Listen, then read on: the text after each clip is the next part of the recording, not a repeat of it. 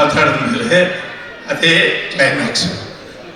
ಯಾಕೆಂದರೆ ಹಳೆ ಮೈಸೂರಿಗೆ ಚಾಮುಂಡೇಶ್ವರಿ ಬೆಟ್ಟ, ಆ ಕಡೆ ಉತ್ತರ ಕರ್ನಾಟಕಕ್ಕೆ ವಿರೂಪಾಕ್ಷ ದೇವಸ್ಥಾನ, ಈ ಎರಡು ದೇವಸ್ಥಾನಗಳಿದ್ದಂಗೆ ದೊಡ್ಡವ್ರ ಮನೆ, ಅಣ್ಣವ್ರ ಮನೆ ಅಂದರೆ ಕರ್ನಾಟಕಕ್ಕೆ ಒಂದು ಶಿಖರ.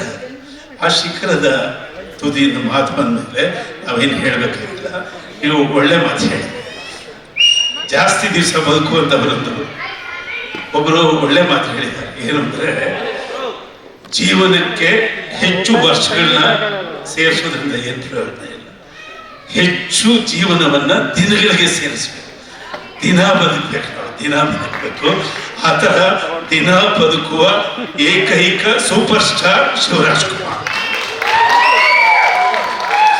ನೋಡಿ, ಸಿನಿಮಾ ಅಂದರೆ ಆತನಿಗೆ ಮಮತೆ. ಸಿನಿಮಾ ಅಂದರೆ ಮಮತೆ.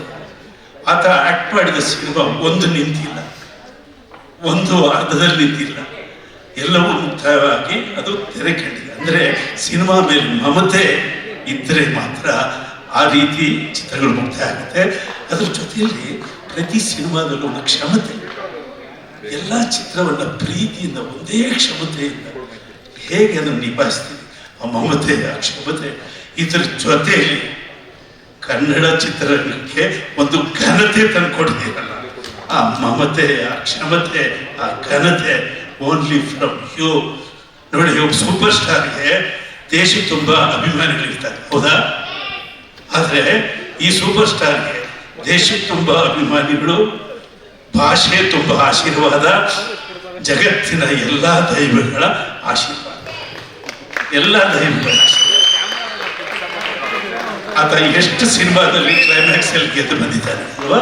ಎಲ್ಲ ಸಿನಿಮಾದಲ್ಲೂ ನಮ್ಮ ಹೀರೋ ಗೆದ್ದು ಬರ್ತಾರೆ. ಮೊನ್ನೆ ಸುಮ್ಮನೆ ಆರೋಗ್ಯದ ವಿಷಯಕ್ಕೆ ಹಂಗೆ ಹೋಗಿ ಗೆದ್ದು ಬಂದಂತೆ. ಸೊ 100 ವರ್ಷ